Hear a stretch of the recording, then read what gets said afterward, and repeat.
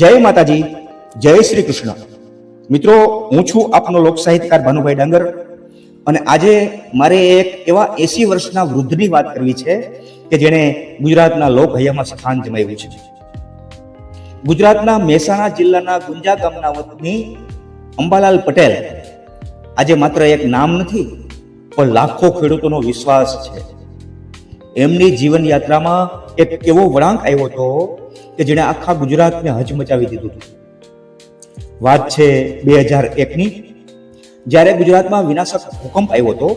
એ સમયે અંબાલાલ પટેલે કુદરતી સંકેતો અને જ્યોતિષની ગણતરીના આધારે આગાહી કરી હતી કે ગુજરાતની ધરતી ધ્રુજવાની છે.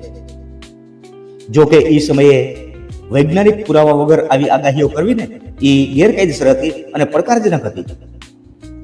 લોકોમાં ફફડાટ ન ફેલાય એ માટે તંત્ર દ્વારા આગાહીઓ ઉપર પ્રતિબંધ મૂકવામાં આવ્યો હતો. અંબાલાલ પટેલે જ્યારે આ ભયાનક હોનારતની પૂર્વ સૂચના આપી ત્યારે કાયદાકીય રીતે ગૂંચવણો ઊભી થઈ હતી અને એના પરિણામે એમને જેલના હડિયા પાછળ પણ જવું પડ્યું હતું. પણ જ્યારે સમય જતા, જ્યારે એની આગાહી સાચી પડી અને કચ્છની ધરા ધ્રુજી ઉઠી ત્યારે દુનિયાને સમજાણું કે આ માણસ પાસે કંઈક એવી શક્તિ કે એવી કંઈક વિદ્યા છે જે સામાન્ય નજરે દેખાતી નથી, પણ કંઈક શક્તિ તો છે જ. પછી જેલવાસ દરમિયાન પણ એ જરાય ડગ્યા નહીં, કારણ કે એમનો હેતુ માત્ર લોકોના જીવ બચાવવાનો હતો. આ ઘટનાએ સાબિત કરી દીધું હતું કે અંબાલાલ પટેલ છે એ સત્યના માર્ગે ચાલનારા એક અડીખમ સાધક છે. અંબાલાલ પટેલની ખાસિયત એ છે કે તેઓ માત્ર વરસાદની જ આગાહી નથી કરતા. એમની દ્રષ્ટિ છે એ પ્રકૃતિના દરેક પાસાઓ પર હોય છે. તેઓ વાવાઝોડાની ગતિ, દરિયામાં આવતી ભરતી ઓટ, કાળઝાળ ગરમીના દિવસો અને શિયાળામાં પડનારી હાડ થીજાવતી ઠંડી આવી સચોટ માહિતી આપે છે. પણ માવઠાની આગાહી એમની સચોટ હોય છે. માવઠા સ્પેશિયલનું એમને બિરુદ મળ્યું છે. એટલું જ નહીં, તેઓ ખેતીવાડીના પાક ઉપર આવતી જીવાત, તીડનું આક્રમણ, બજાર ભાવ વગેરે બાબતે પણ એ ખેડૂતોને ચેતવે છે. ગ્રહોની ચાલ અને નક્ષત્રોના આધારે તેઓ પૃથ્વી ઉપર આવનારી કુદરતી હોનારતો વિશે એ પૂર્વ સૂચના આપતા રહે છે.